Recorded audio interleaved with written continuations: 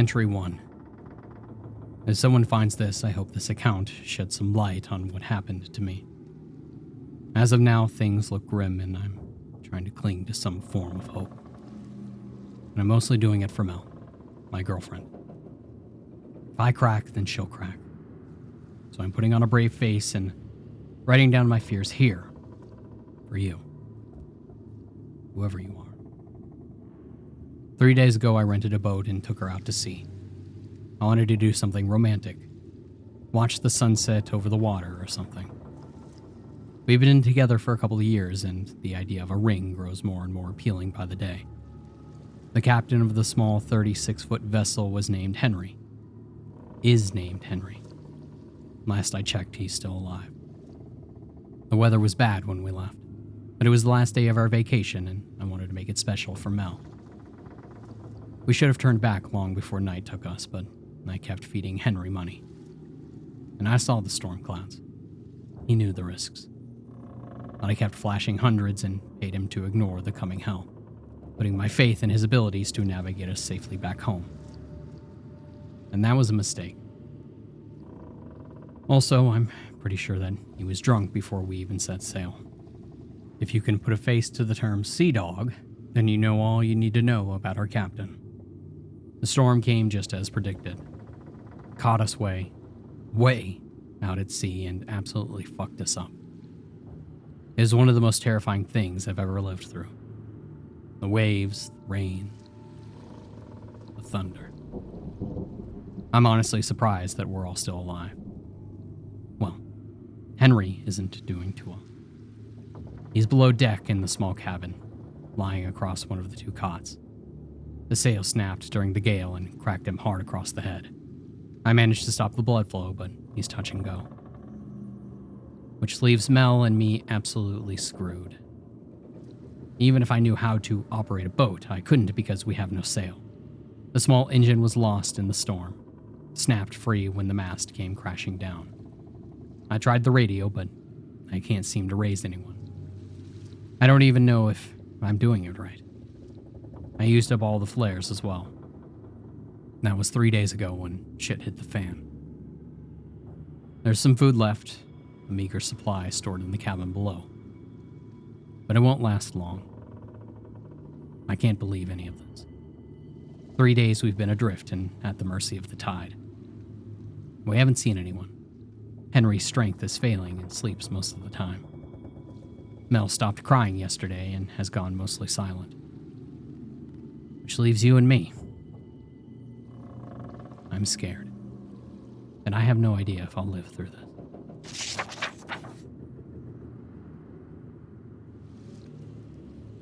Entry 2. Another day has passed. The sun was hot today, so we stayed mostly below deck. Last thing we need is a blistering sunburn to add to our misery. Henry didn't move much today. He managed to ask me about the radio and tried to give me instruction on how to use it. But I couldn't understand most of what he was saying. I think that he's getting worse. We need to get him to a hospital. Though I saw something on the horizon at some point earlier, but I think that it was just my imagination. It was just a sliver of darkness. A shadow. Probably a mirage. I can't take the silence. Mel just isn't engaging anymore. It's like she's given up. I don't think that I can handle that. Don't leave me alone with my thoughts. They're dark enough as it is.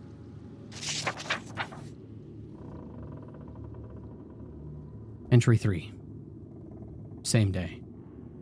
I'm sitting on the deck beneath the full moon. The waves are alive with its light. It'd be beautiful if it wasn't so haunting.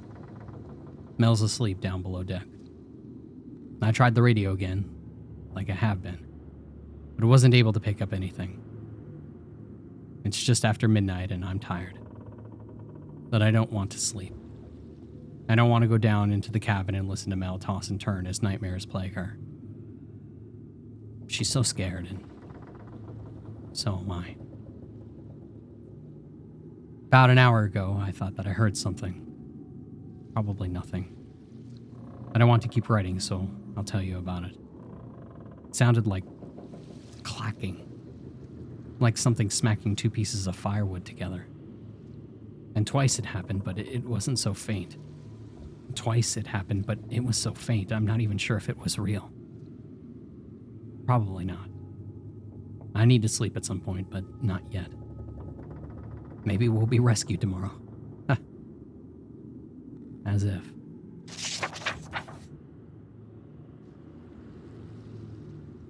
Entry 4. We saw something today. It was around midday and Mel was on deck with me. And she saw it first. It was the strangest thing. It was a canoe. A huge weathered canoe. It had to be at least 20 feet long. And it looked old, wooden, and was completely empty. The ends of its curvature rose up into sharp tips, almost needle thin. I've never seen anything like it. I took it as a good sign. Maybe there's an island nearby or something. It lifted Mel's spirits, thankfully. She started talking again. Got excited. And despite my lingering hope, something about the canoe made me feel uneasy. It just drifted about for 50 yards from our boat and then out of sight. I wish it had come closer, because I could have sworn that there was something written on the side. Entry 5. Managed to get some food in Henry today. He seemed a little better after that. Asked me what day it was, how long we had been out there. Instructed me how to send an SOS on the radio, which I did. Haven't heard anything back. Now keep trying. I told him about the canoe. I didn't expect the reaction that he gave me. His face went white and he grabbed me by the shirt and pulled me close. He whispered something urgently in my ear with all the strength that he could muster. You stay away from them.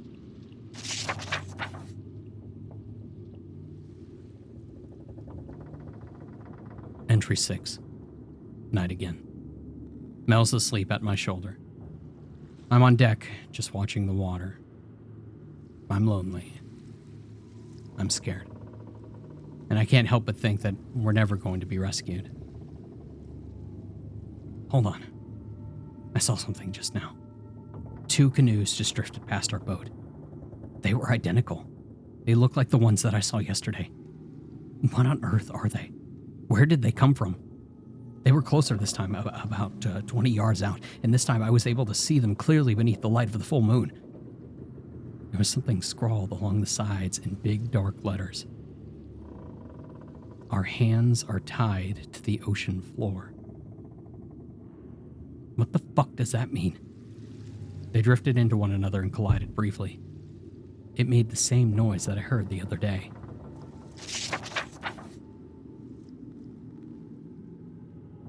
Entry 6. Horrible day today. Henry stopped breathing for a couple seconds, but Mel was able to revive him. He's asleep now, but she's a mess. I spent most of the day trying to comfort her. It seemed kind of pointless. I can't lie about the danger that we're in. I'm waiting for her to go to sleep so I can go back up on deck again and watch the stars. It's the only peace that I can seem to find lately. Night. Just me and the night sky. The stars are brilliant right now. I feel like crying. There's not much food left. We're really pushing it. We might have another 3 days before we're out, and that's if we're careful. Something just happened. I almost dropped my notebook in the water. It scared me so bad. It was that clacking sound again, like those canoes bumping into one another, but it was loud, like there were hundreds of them. I can't stop thinking about what was written along the sides of those things. It's late now. I ended up falling asleep on deck, but I'm up again. Still night, and I can't believe what I'm staring at right now. There are hundreds of canoes out there, beneath the moon. They're close to our boat, clustered together in a tight circle. They're just floating there, bumping into one another and making that terrible sound. I feel it pressing into my skull. Each one has the same thing written across it. Our hands are tied to the ocean floor. Entry 7. Henry died today.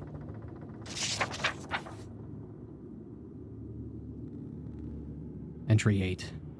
Didn't write anything yesterday. We ran out of food, waiting for the hunger to catch up. I can already feel it, and yet I know it's only the start of our torment. Didn't see any of the canoes last night. Saw something else. Lights. Lights in the water.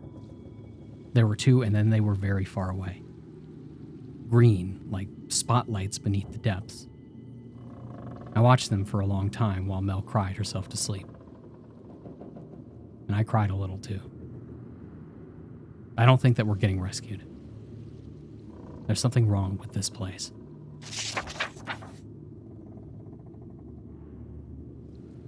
Entry 9. Trying to ignore the hunger. Been watching the canoes instead. They're back. Dozens of them. Mel is watching too. It's cloudy today, so we're sitting on the deck. She keeps muttering to herself over and over again. I didn't catch it at first. Did eventually. She keeps saying, "My hands are tied to the ocean floor." Entry 10. Mel's gone. I woke up in the middle of the night because I heard splashing. When I saw that she wasn't next to me, I panicked. It seemed my fears were in vain. She's fucking gone. She left me a note. I don't even know what it means. It's nonsense. Biblical shit. Shit about hell. I cried so hard. Harder than I ever have before. The lights are back. Closer. Whatever the source is, it's huge. The volume of the water that's ignited by those two beams is incredible. Something about it scares the shit out of me. Probably because the canoes are back. They seem to be swarming the lights. Drawn to them. Something terrible is down there. Entry 11. I think I might kill myself today. I'm so hungry. Entry 12. Watching the lights in the darkness again. They're blinking. Don't know if that's good or bad. I can't count how many of those fucking canoes there are. Clacking together. Always fucking clacking. It's been a couple hours. Got lost in my thoughts. Mesmerized by the lights. Something's changed. It's the canoes. I can see something in them. Things. Shadows, masses of darkness standing beneath the moonlight. They have horns coming out of their heads. Huge, long horns that extend high into the sky. I think they're watching me. I think I'm losing my mind. Entry 11. I'm going to swim out to the canoes tonight. They'll be back. Seem to only appear at night now. The hunger has consumed me. And the thirst. Christ. Drank some ocean water earlier and then threw up an hour later. I'm not going to last much longer. If I'm going to die, then I want to know what the fuck is going on out there.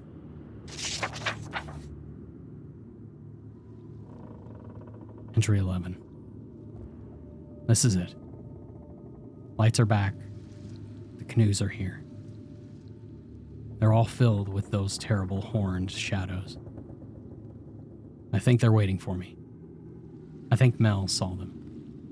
Because the longer that I watch them, the more that I want to go out to them. I understand the madness of that. But I don't care.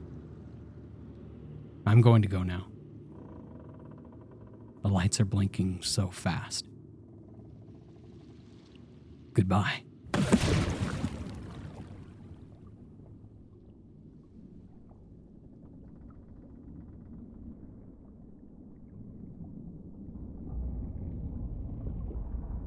It was discovered 25 miles off of the coast of Maine by a lobster fisherman.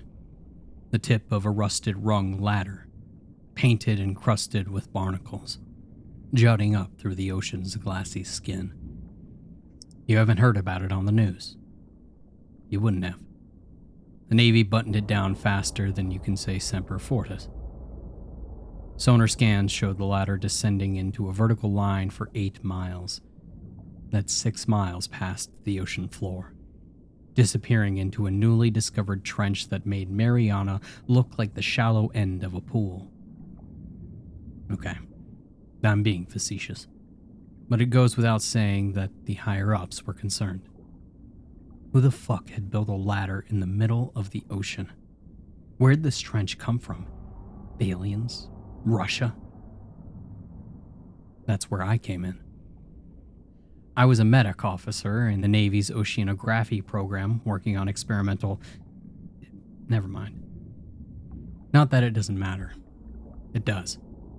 But if I talk about what I did, who I am, and why I'm here, I'd no doubt wake up on a trapdoor with a noose around my neck and treason charges being read to me by a guy in a starched uniform. I figured there's a damned good chance that might happen anyway. Still, I'm compelled to document this because people deserve to know what I saw. The things that haunt the back of my eyelids when I close them at night. I'm in the military hospital now, laid up in my own private suite. I'm trying to heal, but without rest, it's proving impossible. I figure getting this out of my system might help. And I hope that it will, at least. But what do they say in Shawshank? Hope is a dangerous thing. Anyway, I was never great at beginnings, but I guess that I should start with the dive. We called it a submersible, but it was really a suit. This was no Jules Verne clunky, cumbersome, sink-like-a-rock diving suit. It was lightweight, pressure-resistant, and equipped with all the bells and whistles that lent it to a not unfamiliar nickname of being Iron Man. It's not to say that it was one of the skin-tight jobs that you see scuba divers wearing. It looks more like those suits guys defusing bombs in war zones wear. That aside, I was thankful there wasn't going to be a 60-pound oxygen tank misaligning my spine. The Iron Man was equipped with electrolysis filters which converted ocean water into breathable oxygen. The whole shebang was invisible on enemy radars, and could supposedly withstand a descent of this stature. Not that it had been tested. Basically, I'd be crawling down an ominous 8-mile ocean ladder in an experimental suit that had only been tried in Navy swimming pools. My colleagues seized on this predicament, jokingly called me Leica in the hours leading up to the dive. In case you're not familiar, Leica was the dog Soviets shot up into space in the 50s. The dog who died. So, as I stood on the hem of a small Navy vessel, also experimental, don't even ask, looking at the first few rungs of the ocean ladder which sat 20 feet off the starboard, and I wondered if this was my last taste of fresh air. I hope your lunch wasn't too risky, my colleague Matilda joked with a smirk. Blow some gas into that thing and you might suffocate. I smiled, but behind my smile was nerves. Raw, tingling nerves. And I think that she saw that. Because her hand landed on my shoulder. You'll do fine, Jones. This time I smiled for real, hoping that they were right. A nearby tech asked me if I was ready, and I nodded. And the bulky submersible's helmet descended me like a meteor. It really was Iron Man. The big window visor on the front of the helmet doubled as a screen, with oxygen and depth readings as well as direct comms to and from for people above the surface. There was a POV camera which fed my perspective as well, so they could monitor and record my descent, which had started an hour ago. I climbed down rung after rung, daylight fading as I descended into the murky depths. Fish darted past. A little twist of seaweed rolled by. It was all very pastoral and oddly existential. The ocean, I'm talking the vast, naked depths of it, is huge and never-ending.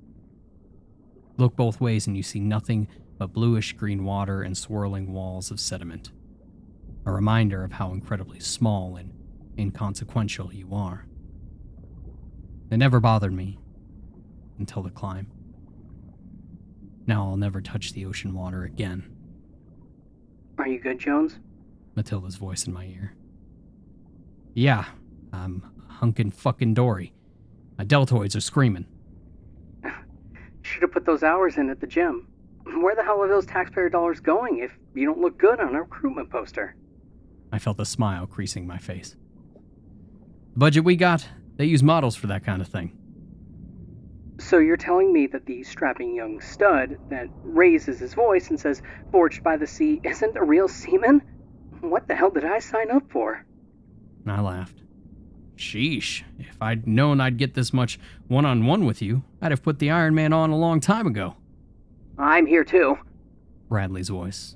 Imagine a drone operator, a gangly, pimply kid raised on Call of Duty. That's Bradley. What did they say about 3 being a crowd? I asked. They say that you're closing in on 500 meters. Bradley said. Jesus. Already? I looked around. It had gotten darker. The ocean around me fading into a deep, dark blue that bled into a murky cloud. I double-checked my tether. Secure. It was a thick steel cable feeding through a pulley. A thing on rollers about the size of a brick, which ran along the right outer bar of the ladder. The tether was there, in case for some reason I lost my grip on the narrow, rusty rungs. Because if that happened, well, anyone seen Gravity? I shuddered at the thought of sinking down and down into nothing and no one to save me. How's breathing? Matilda asked, And I smiled at the concern in her voice. looking up at the little black on the top right of the visor, a camera pointing down at me. You could see my face. I could, in theory, see them too, had they decided to beam some footage onto my visor screen. There was no time for screwing around, and my visor was filled with numerical readings. On the left side was a little map detailing the ladder and my position, a red dot on it. I had barely made a dent. Doing just fine. The reason we weren't using a pod submersible, a single-man coffin connected to the above by a steel cable, was because I was on the lookout for any markings that might be etched into the ladder's metal skin, anything to denote its origin. So far, there had been nothing but barnacles, a crab exoskeleton, and a thick patina of algae. When can I ladder slide? Or can you throw a movie up on my screen? This is getting tedious. I was half joking, but not really. It was boring as hell. One rung after the other. To make the descent faster, I was going to ladder slide, hands cupped around the outer rails, feet on the outside of the brakes, but I couldn't do that until I hit a certain water pressure. Some geeky nonsense about how it would be easier to control the descent. The tether wouldn't be a problem there. The pulley was built to eat through rocks and had been satisfyingly crunching through barnacles the whole way down. Once you hit about 1,000 meters. You guys picked that number out of a hat? The deeper you go, the greater the pressure bearing down on you. Makes it easier to control. Shit, I must have skipped that day in school. I joked. Partly. It was in the orientation. Bradley said, not trying to hide his irritation. I think he may have been jealous of my rapport with Matilda. I skipped that too. Matilda chuckled, and I smiled again, even though I hadn't been joking. Closing in on 750 meters, Leica. Matilda said, calling me that goddamn dog. Better hope that I have a little more luck in my bones than rusky canines, I said, secretly hoping that I was right. I'd hate for you guys to fish me up and just find my naked skeleton. You've got charm. That's got to be worth something, Matilda said, a smile in her voice. Is it worth dinner next week? And Bradley groaned. Ugh, God, you guys make me sick. I chuckled. Aw, don't get blue, kiddo. You can carry rings at the wedding. And Matilda laughed. Dinner first. Where? I know this great place called the Base Cafeteria. 8 o'clock Friday? It's a date, I said, continuing down into the abyss. I had worked up a killer sweat by the time that I reached the midnight zone, which sat just past 1,000 meters. Murky blackness, rushing in. It was suffocating, eerie. I clicked on my shoulder-mounted floodlights. 2 powerful beams of light blasting forward and... Oh, fuck! An ugly deep-sea fish with a mouth of fangs went whizzing by my head. I barked a pathetic yelp and I jerked back, nearly losing my grip on the ladder. What's wrong? You okay? Mathilda asked, concerned. Fine, just Satan's spawn just caught me off guard. Deep sea life? The deepest, Your go for slide. Bradley said. I hesitated, suddenly not sure how I felt about plunging down at speeds unknown into the deep, inky blackness beneath me. Wish me luck, kids. Luck.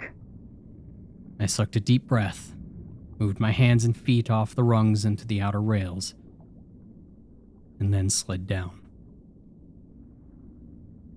It wasn't as exciting as I thought, but it was considerably faster and less draining than climbing down. My eyes watched the ladder blur by, still on the lookout for any markings. Once or twice I skidded to a stop, thinking that I had spotted something only to discover that it was nothing but deep-sea gunk caked to the metal.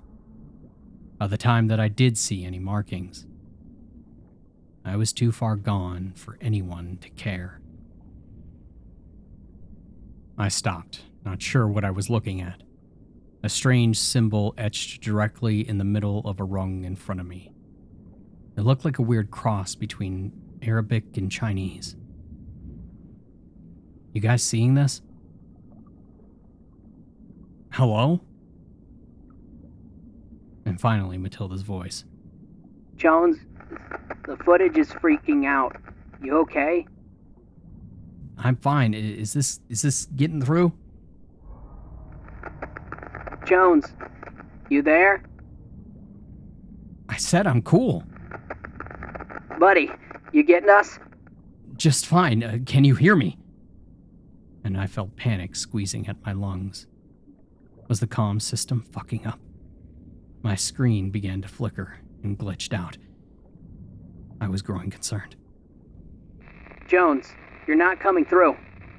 I reached up to my visor and I gave it a smack. The readings on the screen momentarily realigned before spazzing out beyond control. Now my colleagues' voices were warbled. Words were lost, full of static. Jones, can you hear? Are you? Guys, I can't hear you! Fear in my voice. And a low hum built in my ears and then... silence. No voices. Nothing. My helmet basked in the glow of the flickering screen. I had lost contact with the world above. I froze, not sure what to do, split between the symbol on the rung and the disconnect from the safety net. Well, that's not completely true. Remember the tether connecting me to the rung ladder? There was a little button on the pulley box beneath the lucite case. Punch the button and the pulley box will zip me back up to the surface. Okay, fuck it.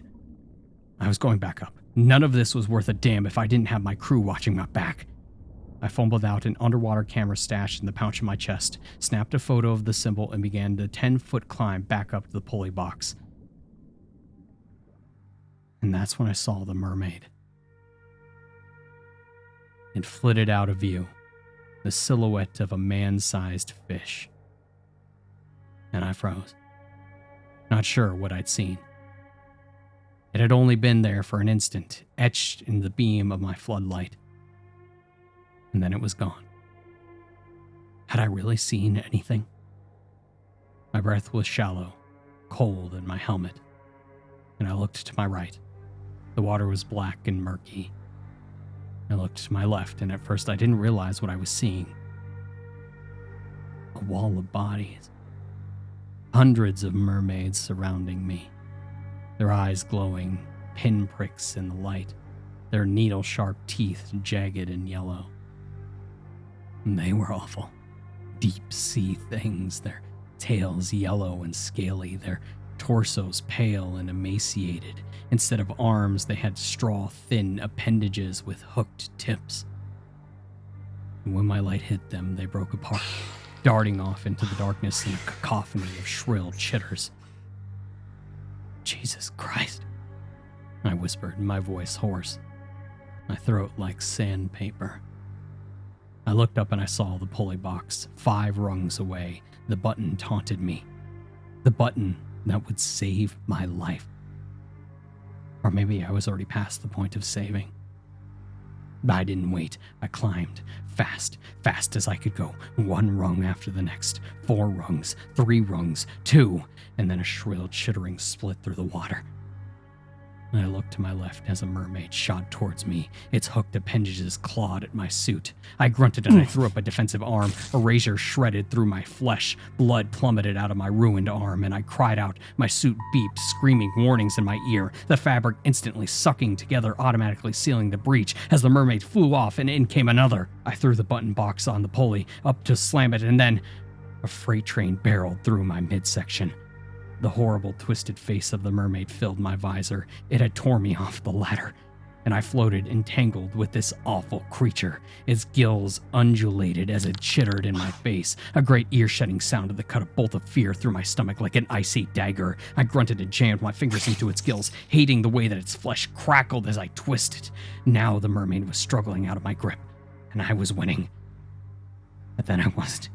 Something pounded into the ladder, jarring the pulley box, and something else hammered into my back. It was like being caught in a trash compactor, a dozen of those things crashing in on me. I screamed and I flailed and I fought for my life, and then suddenly, the mermaids disappeared, tails flickering as they flew off into the depths. And I was alone, completely alone, floating through the water. 15 feet from the ladder. I assessed the damage. My suit was mostly okay, except for my arm. Blood plumed through the fabric, funneling out and into the ocean. Each section of the Iron Man was isolated, so if one part got damaged, it would compromise the integrity of the whole suit. So water wasn't flooding my helmet. Yet. It very well could be soon, because there was a crack in my visor.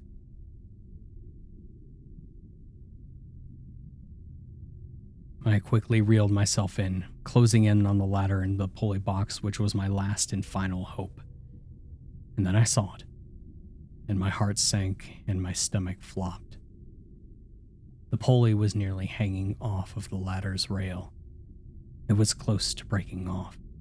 If that happened, I'd simply drift, fall, die in this oppressive darkness. I moved slowly, surely reeling myself in on the cable which rattled the box with each pull.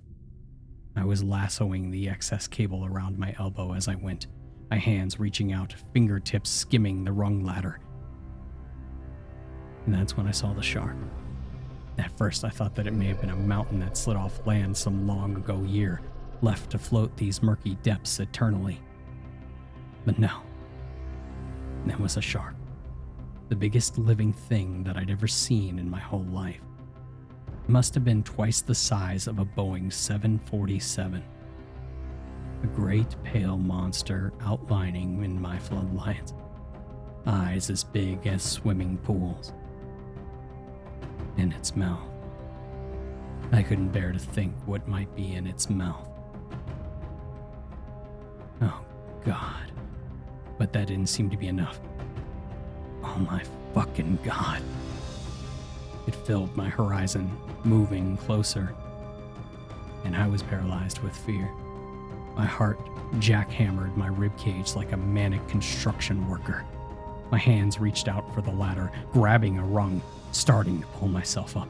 And when the pulley box broke free of the outer rail, I looked up and I slipped, my hands slipping, my other hand shot out grasping the ladder, and then a rush of water blew me away. The shark was passing, and I was sinking, propelling downward by the force of the shark's movement, displacing impossible tons of liquid as it swam. I flailed, grunted, and screamed, the readings in my visor still flashing warnings. Then I was being sucked down into the depths. The shark continued on. And I drifted down, and the ladder slowly, painfully pulling away from me until it faded away from view. I tried calling to people above, screaming into my helmet, and at some point I stopped, realizing that they were long gone. And to them, so was I. I sunk for years. It felt that way, at least. Left to die a prisoner of the ocean, stranded in the world of darkness, and after a while still sinking, I blacked out.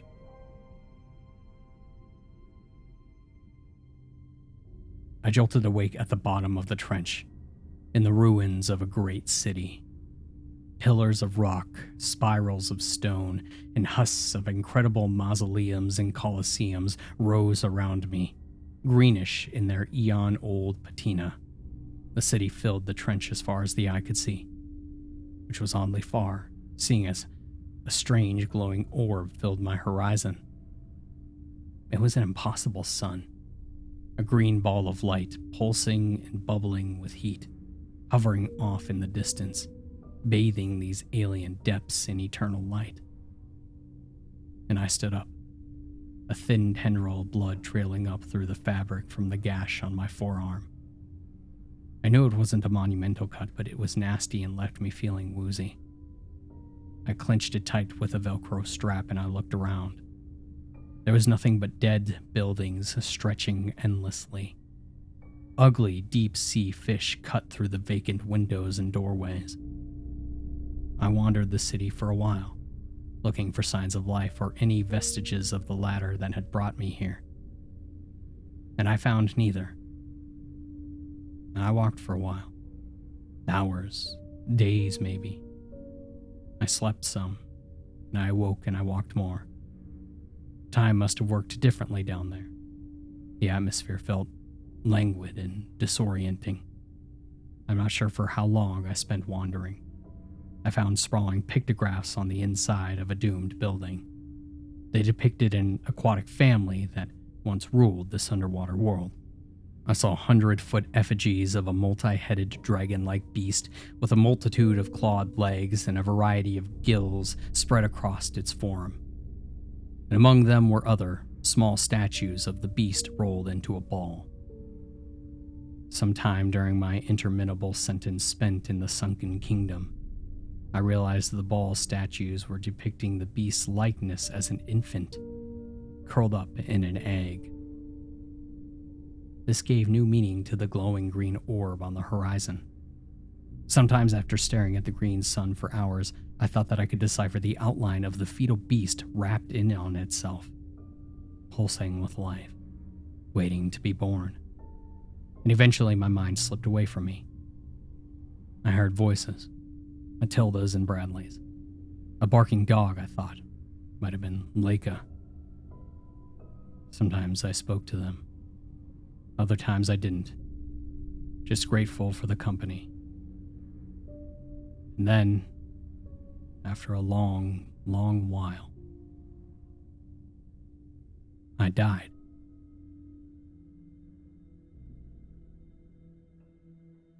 I was brought back to life on a lobster boat. Two grizzled mariners with accents like molasses found me floating lifelessly and pulled me aboard. They scraped off my suit and resuscitated me on the fish gut-strewn deck of their little lobster tug. I thought that I was dead. My skin was cold, pale as a fish belly. Then I blinked to life. I took a rattling breath of fresh air, savoring the salty taste on my tongue. I looked up at the real world, and the two men around me. And all I could do was cry. I was brought to a hospital, then airlifted to the one that I'm in now. Matilda came to visit me immediately. She asked me what had happened, and I told her.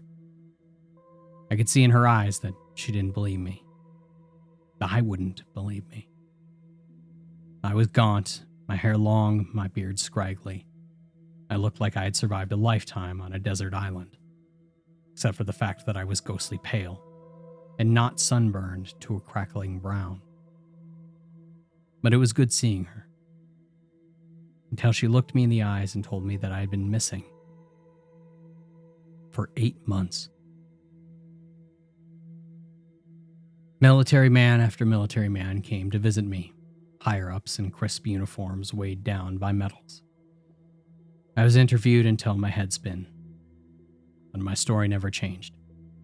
I told them to check my handheld camera. I learned that it was never recovered.